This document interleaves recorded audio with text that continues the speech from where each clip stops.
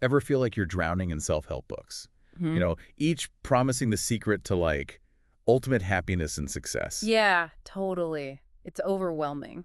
Well, today's deep dive is about like really honing in on one powerful book.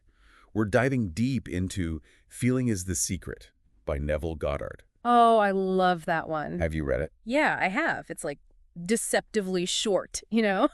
But it's packed with these really profound ideas. Right. It's not about skimming the surface. We're talking about rewiring your reality. Exactly. And that's where this whole idea of the subconscious comes in. Goddard argues that our subconscious minds are way more powerful than we realize.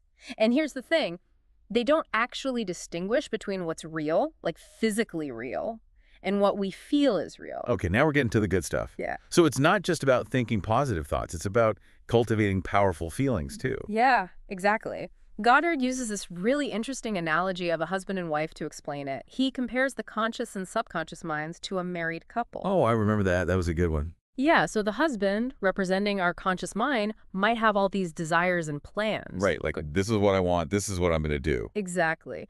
But the wife, our subconscious, is the one who actually makes it happen. So how do we, as the husband in this scenario, convince our subconscious wife to get on board with our desires? I'm guessing like nagging isn't the best approach. Definitely not. Goddard says it's about, like, persuasion. We need to create a strong case for our desires. And the way we do that is through feeling. He even points to that verse in the Bible, the husband is the head of the wife. But he's not saying it's about control or anything. Right, it's not about like bossing around your subconscious. No, not at all. It's about understanding, love, and, yeah, like you said, persuasion.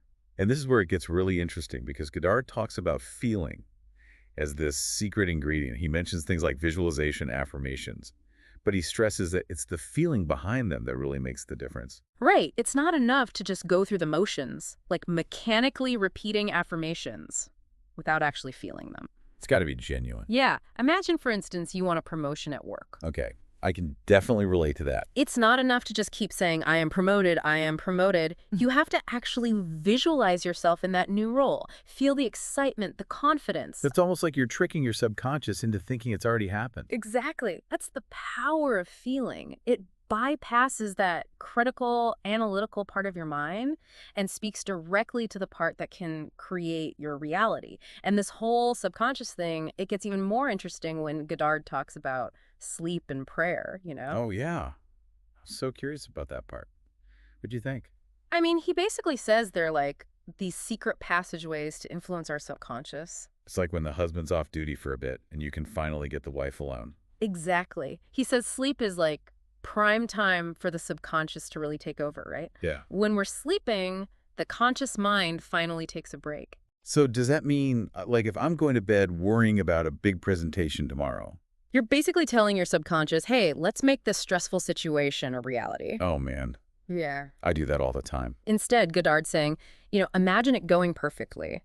Visualize that presentation. Feel the relief of nailing it. Let those be the last things your mind experiences before you drift off. So, like, instead of doom scrolling before bed, I should be dream scrolling my goals. Exactly. Okay, that makes so much sense.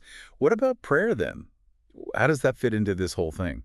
Well, it's not about, like, reciting memorized words or just asking for things, It's more about, Goddard describes it as tapping into a similar state of being really receptive and calm. So it's less about begging a higher power and more about, like, getting your inner world in sync with what you want. Exactly. Imagine your prayers already answered. Feel that gratitude. It's like almost like combining active visualization with feeling it deeply, you know? Wow. So you're having this direct conversation with the part of you that can actually make things happen. That's pretty powerful. Right. It's incredibly empowering. This whole book is really, it's like he's saying we're not just like these powerless beings, We're not just victims of circumstance. We actually have a say in how our lives unfold. It's true. He really emphasizes taking ownership, taking responsibility for our thoughts, our beliefs, and especially our feelings because they're the foundation of our experiences. Feeling is the secret.